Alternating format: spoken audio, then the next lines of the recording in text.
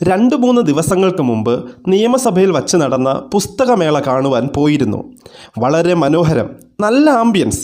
170ഓളം പ്രസാധകർ അവരുടെ പുസ്തകങ്ങളും ലോകമെമ്പാടുമുള്ള മറ്റു പ്രസാധകരുടെ പുസ്തകങ്ങൾ കളക്ട് ചെയ്തും പ്രദർശിപ്പിച്ചിരിക്കുന്ന ഒരു പുസ്തക പ്രളയം തന്നെ. ഞാൻ സ്ഥിരമായി പുസ്തകമേളകൾ സന്ദർശിക്കാറുണ്ട്.